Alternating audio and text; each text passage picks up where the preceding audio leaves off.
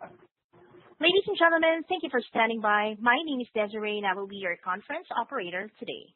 At this time, I would like to welcome everyone to the Oxford Lane Capital Corp. Third Fiscal Quarter Earnings Conference Call. All lines have been placed on mute to prevent any background noise. After the speaker's remarks, there will be a question-and-answer session. If you would like to ask a question during this time, simply press star followed by the number 1 on your telephone keypad. If you would like to withdraw your question again, press the star 1. I would now like to turn the conference over to Jonathan Cohen, CEO. You may begin. Thank you. Good morning, everyone, and welcome to the Oxford Lane Capital Corp. Third Fiscal Quarter 2026 Earnings Conference Call. I'm joined today by Saul Rosenthal, our President, Bruce Rubin, our CFO, and Joe Kupka, Managing Director. Bruce, could you open the call with a disclosure regarding forward-looking statements? Sure, Jonathan. Today's conference call is being recorded. An audio replay of the call will be available for 30 days. Replay information is included in our press release that was issued earlier this morning. Please note that this call is the property of Oxford Lane Capital Corp. Any unauthorized rebroadcast of this call in any form is strictly prohibited. At this point, please direct your attention to the customary disclosure in this morning's press release regarding forward-looking information. Today's conference call includes forward-looking statements and projections that reflect the company's current views with respect to, among other things, future events and financial performance. We ask that you refer to our most recent filings with the SEC for important factors that can cause actual results to differ materially from those indicated in these projections. We do not undertake to update our forward-looking statements unless required to do so by law. During this call, we will use terms defined in the earnings release and also refer to non-GAAP measures. For definitions and reconciliations to GAAP, please refer to our earnings release posted on our website at www.oxfordlanecapital.com. With that, I'll turn the presentation back to Jonathan. Thank you, Bruce. On December 31st, 2025, our net asset value per share stood at $15.51, compared to a net asset value per share of $19.19 as of the prior quarter. For the quarter ended December, we recorded GAAP total investment income of approximately $117.8 million, representing a decrease of approximately $10.5 million from the prior quarter. The quarter's GAAP total investment income consisted of approximately $114.3 million from our CLO equity and CLO warehouse investments, and approximately $3.5 million from our CLO debt investments and from other income.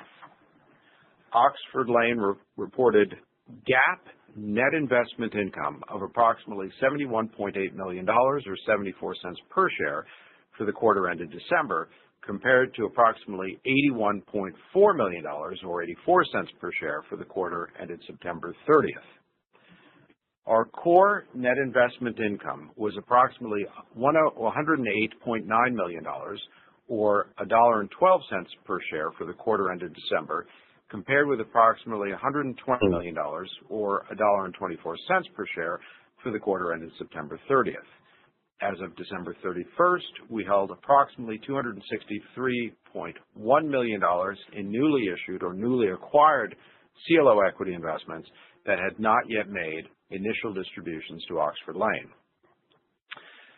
For the quarter ended December, we recorded net unrealized appreciation on investments of approximately $305.4 million and net realized losses of approximately $7 million. We had a net decrease in net assets resulting from operations of approximately $240.7 million, or $2.47 per share for the third fiscal quarter. As of December 31st, the following metrics applied. We note that none of these metrics necessarily represented a total return to shareholders. The weighted average yield of our CLO debt investments at current cost was 17.3%, down from 17.4% as of September 30th. The weighted average effective yield of our CLO equity investments at current cost was 13.8%, down from 14.6% as of September 30th. The weighted average cash distribution yield of our CLO equity investments at current cost was 19%, down from 19.4% as of September 30th. We note that the cash distribution yields calculated on our CLO equity investments are based on the cash distributions we received or which we were entitled to receive at each respective period end. During the quarter ended December, we made additional CLO investments of approximately $97.2 million, and we received approximately $85.5 million from sales and from repayments. On January 29th, our board of directors declared monthly common stock distributions of 20 cents per share for each of the months ending April, May, and June of 2026. We note that the board has historically considered a range of factors in setting our monthly distributions, including the company's GAAP and core NII and the distributions necessary to maintain our qualifications as a RIC under the Internal Revenue Code. At the current time, and given the opportunities that the current company sees in the market for CLO equity and junior debt tranche investments, the board has concluded that it would be beneficial for the company and its shareholders to have additional capital to deploy in those markets. We support the idea of a stable or growing net asset value as a meaningful component of the return we seek to generate for shareholders. The board believes that this reduction in distributions will support that objective while complying with the company's requirement to distribute to shareholders each year at least 90% of its investment company taxable income as defined in the code to maintain its RIC status. With that, I'll turn the call over to our Managing Director, Joe Kupka. Thanks, Jonathan. During the quarter ended December 31st, 2025, U.S. loan market performance declined versus the prior quarter. The U.S. loan price index decreased from 97.06% as of September 30th to 96.64% as of December 31st. The decrease in U.S. loan prices led to an approximate 2-point decrease in median U.S. CLO equity net asset values. Additionally, we observed median weighted average spreads across loan pools within CLO portfolios decreased to 311 basis points compared to 318 basis points last quarter. The 12-month trailing default rate for the loan index decreased to 1.2% by principal amount at the end of the quarter from 1.5% at the end of December 2025. We note that out-of-court restructurings, exchanges, and subpar buybacks, which are not captured in the cited default rate, remain elevated. CLO new issuance for the quarter totaled approximately $55 billion, reflecting an approximate $2 billion increase from the previous quarter. Additionally, the U.S. CLO market saw approximately $74 billion in reset and refinancing activity in Q4 2025, compared to approximately $105 billion in the previous quarter.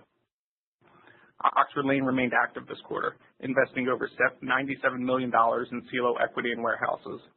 During the quarter, we also led or participated in more than 10 resets and refinancings, taking advantage of tightening liability spreads to lower the cost of funding and lengthen the weighted average reinvestment period of Oxford Lane's CLO equity portfolio from May 2029 to August 2029.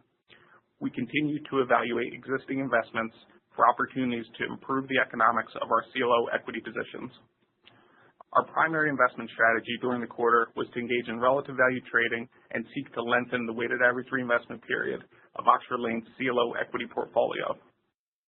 In the current market environment, we intend to continue to utilize our opportunistic and unconstrained CLO investment strategy across U.S. CLO equity, debt, and warehouses as we look to maximize our long-term total return. And as a permanent capital vehicle, we have historically been able to take a longer-term view towards our investment strategy. With that, I'll turn the call back over to Jonathan. Thanks, Joe. Additional information about Oxford Lane's third quarter quarterly performance has been uploaded to our website at www.oxfordlanecapital.com.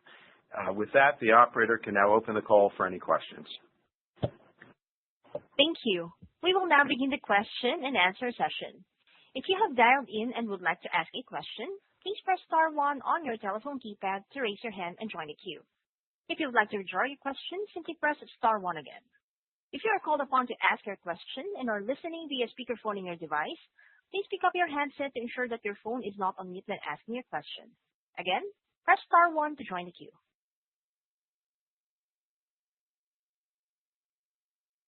And our first question comes from the line of Mickey Schleien with Clear Street. Your line is open. Yes, good morning, everyone. Jonathan, CLO equity funds have been very weak over the last year, even on a total return basis. And over that time, we've seen tighter loan spreads and while CLO liability spreads have been relatively stable, and that's pressured the returns on CLO equity. Some of that trend is being attributed to captive CLO funds, which are accepting lower, standalone equity returns because they internalize the management and incentive fees. Could you give us a sense of what share of the primary market is represented by these captive funds? Joe, do you want to take a estimate of that? Yeah, it's hard to say given we don't have, specific insight into that. I would say 2025 was probably a more balanced year since the arbitrage was still relatively attractive. Some third party continued to issue primary. I expect in 2026, the majority of that issuance, if it continues, will be from these captive funds, just given the compressed arbitrage. And how do you assess the impact of those funds on the outlook for CLO equity returns for third-party investors like Oxford Lane? And do you think this is a secular trend which permanently reduces expected returns for the equity tranche? I mean, it's really impossible to know, Mickey. The behavior of the world's largest credit investors and whether they're manifesting a portion of their strategies in these captive CLO funds, these captive equity funds, is just extraordinarily difficult to try to predict. That is certainly a potential factor in terms of future likely performance for CLO equity tranche investments, but I think there are a great deal of other factors that are equally or perhaps even more important. Okay. If I could follow up, looking ahead, it seems like the constructive case for CLO equity would require more new money loan issuance from improved M&A activity, which could help balance the loan market and perhaps widen loan spreads without a recession. So with that in mind, what's your outlook on the balance of supply and demand in the loan market, this year and maybe next year? We would like to think, Mickey, based on historical norms, that balance will be restored, at least to some extent, over that time frame. All right. Those are all my questions this morning. I appreciate your time. Thank you. Mickey, thanks very much. Our next question comes from the line of Eric Zulik with Lucid Capital Markets. Your line is open. Thanks. Good morning, everyone. Wanted to start with a question just on the kind of reduction in the dividend level. And the way I hear you, Jonathan, is, one of the big opportunities you see for Oxford Lane going forward is to continue taking advantage of the secondary market and attractive pricing and returns there.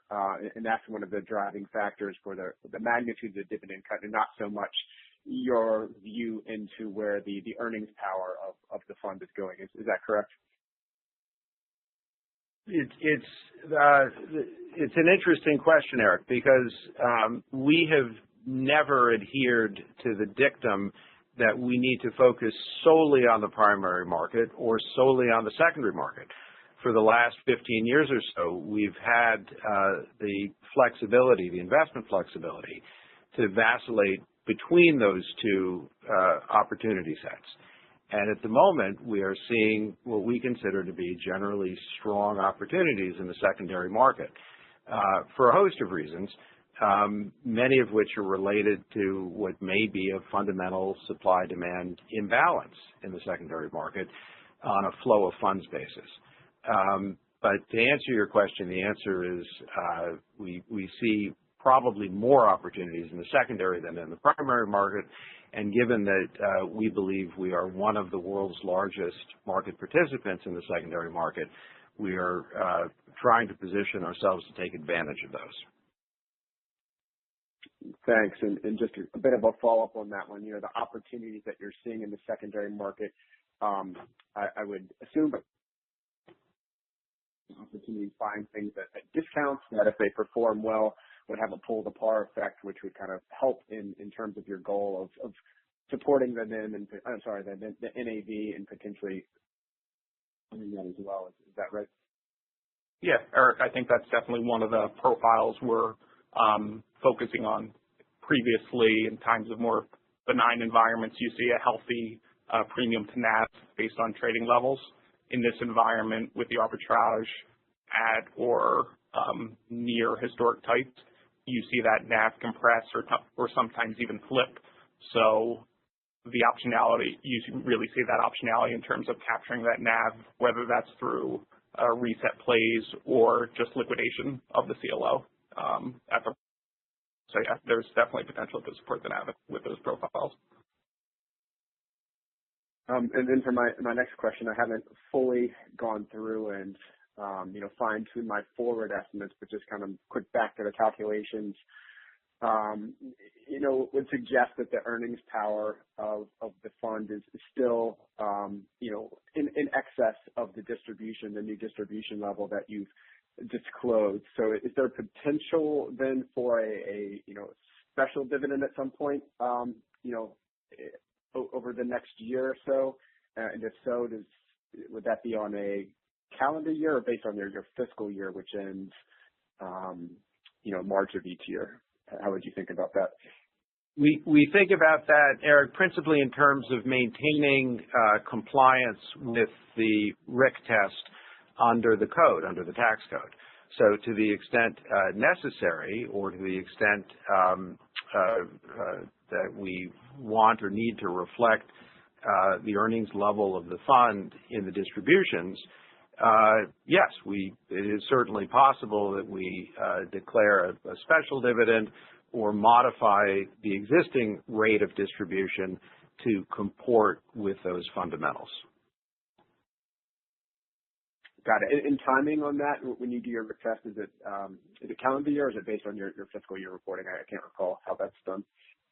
Fiscal, so March.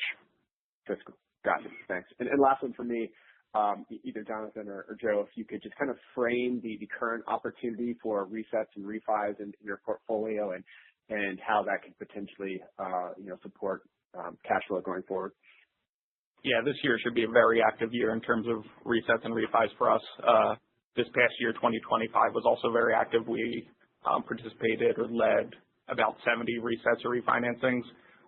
We have a few in Q1 and Q2 that are rolling off non-call, and starting in July, we have a lot of our portfolio rolling off that we see AAA spreads generally in the 130s or 140s, just based on where AAAs were 2 years ago when we initially issued those deals. So just based on the timing, we see a lot to take some kind of action. Right. Market fundamentals permitting. Yep, of course. Yep, makes sense. Okay. Thanks, guys. I appreciate you taking my questions today. That's all. Thank you, Eric. Take care. There are no further questions at this time. I would like to turn the call back over to our CEO, Jonathan Cohen, for closing remarks. Thank you very much. I'd like to thank everybody on the line and everybody who's listening to the replay for their interest in Oxford Lane Capital Corp. and their participation on this call. Thank you very much. Ladies and gentlemen, that concludes today's call. Thank you all for joining in. You may now disconnect.